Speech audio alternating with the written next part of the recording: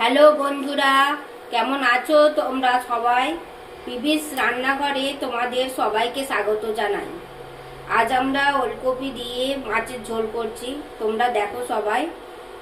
চলো আমরা ধীরে ধীরে আমাদের রান্নাটা শুরু করি, তোমরা দেখতে থাকো। আর ভিডিওটি ভালো লাগলে লাইক কমেন্ট শেয়ার করো। চলো তাহলে আমরা রান্নাটা শুরু করি। প্রথমে আমরা মাছগুলোকে ভেজে নেব।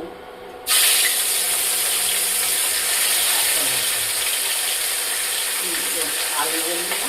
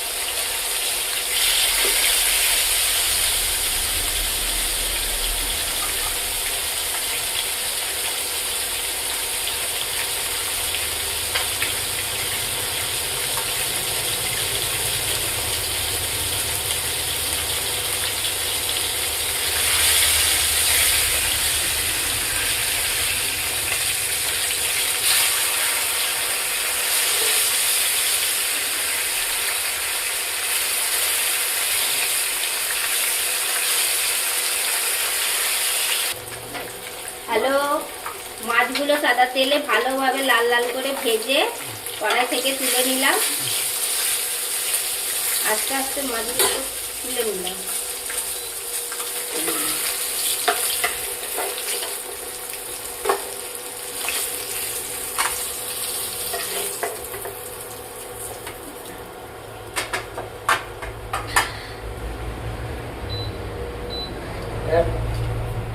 এরপর ওলকপি আলু মাছের ঝোলেতে যে মশলাগুলো দেবো তার মানে প্রথমে আস্তে আস্তে মশলাগুলো দিচ্ছি। প্রথমে কাঁচা লঙ্কা দিচ্ছি, কাঁচা লঙ্কা, তেজপাতা, তেলে এগুলো ভালোভাবে নাড়াচাড়া করতে হবে। তারপর 5 ফোড়ন দিচ্ছি। 5 ফোড়ন দেওয়া হয়ে যাওয়ার পরে রসুন বাটা, পেঁয়াজ বাটা দিয়ে ভালো করে নাড়াচাড়া করে কড়াইয়ে তেলটা ভালো করে নাড়াচাড়া করতে হবে।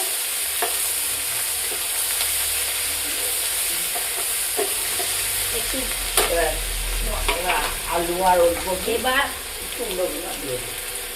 এবার আলু ওলকপিগুলো সেদ্ধ করা আছে দেওয়া হলো কড়াইয়ে।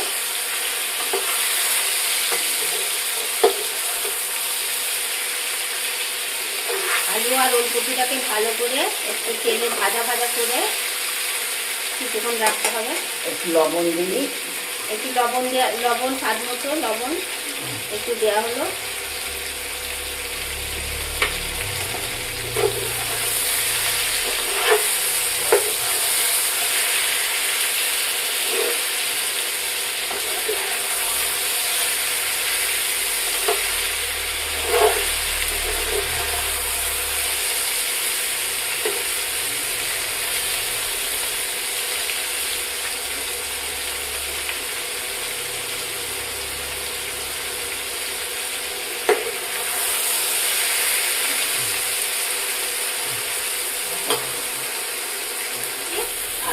আদা বাটা, জিরে বাটা, হলুদ গুঁড়ো, নুন লঙ্কা গুঁড়ো দিয়ে এবার মাখচার করা হচ্ছে। এবার মশলাগুলো মাখা মাখা হয়ে গেলে খুব সামান্য জল দিয়ে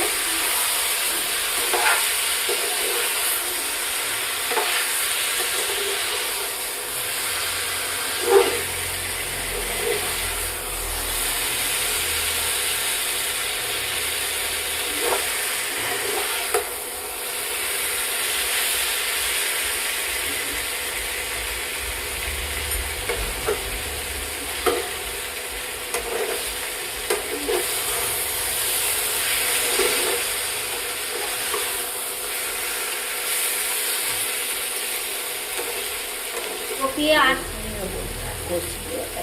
আর আলুগুলোকে ভালো করে কষানো হলো।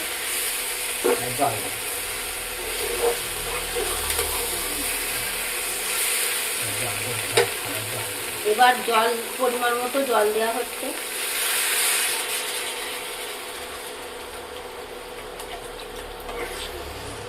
পরিমাণ মতো জল দিয়ে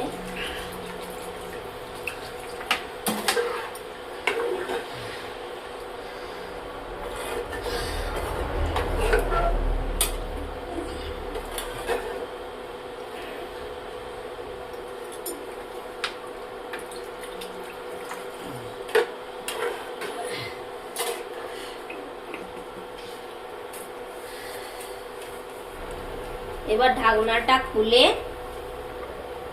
ওলকপি আর আলুর ঝোলেতে ভাজা মাছগুলো আস্তে আস্তে দিয়ে দেওয়া হলো। আবার ঢাকনাটা দিয়ে 10 মিনিটের মতো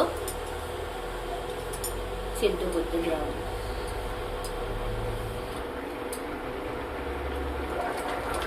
বন্ধুরা, তরকারিটা প্রায় হয়েই গেছে।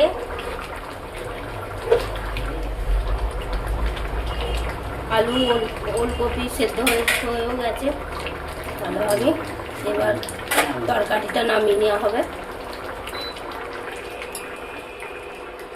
ওলকপি মাছের ঝোল ঢেলে নেওয়া হবে একটা পাত্রে ঢেলে নেওয়া হলো। বন্ধুরা, ভিডিওটা ভালো লাগলে অবশ্যই নিজেরা ঘরে ট্রাই করে দেখো এবং লাইক কমেন্ট শেয়ার করো আর সাবস্ক্রাইব করে আমাদের পাশে থেকো। Thank you for watching.